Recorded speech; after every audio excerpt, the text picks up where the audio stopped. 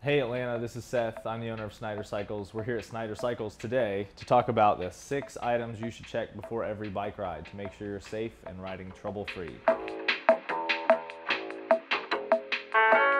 First thing is air pressure.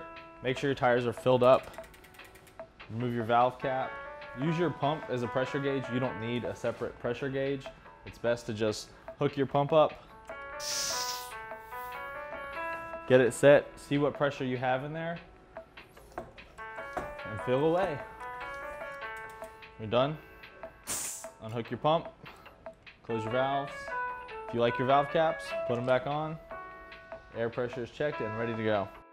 Items number 2 and 3 to check on your bike for safety are the handlebars and the stem. If your handlebar slips and you push down on it, you've got a problem. If it's secure and you can push most of your body weight without it rotating, you're in a good place. Then check your stem. Put your tire between your legs and try and twist the stem side to side. If the handlebars don't rotate, you're good to go.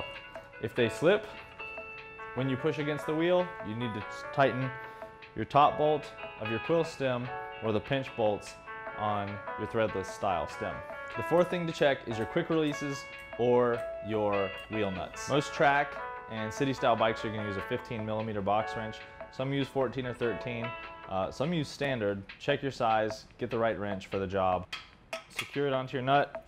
Make sure your nuts don't move much. If they're firm, you're secure. If you have a quick release style wheel, you've got a lever that opens and closes. You also have a nut on the other side that has to be twisted in order for it to preload correctly.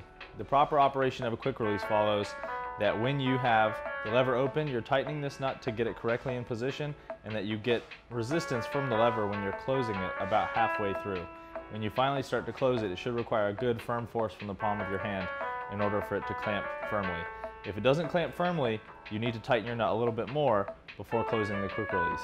If you can open your quick release with just one finger, it is probably too loose. You're going to need to use at least 2 or 3 fingers and a firm grip to open that quick release for it to be firmly secured. The 5th item of your safety check is to check your brakes. This is probably the most important safety check that gets overlooked regularly.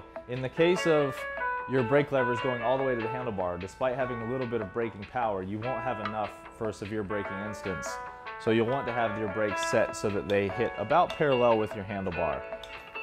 If you can pull these as firm as possible and not have them slip, and know that you're getting good braking power, your brakes are safe to ride. The 6th and last item of our safety check is to check your saddle height when you get on your bike before you ride. If your seat's too low, you could find pain in the front of your knees. If your seat's too high, you could find pain behind your knees.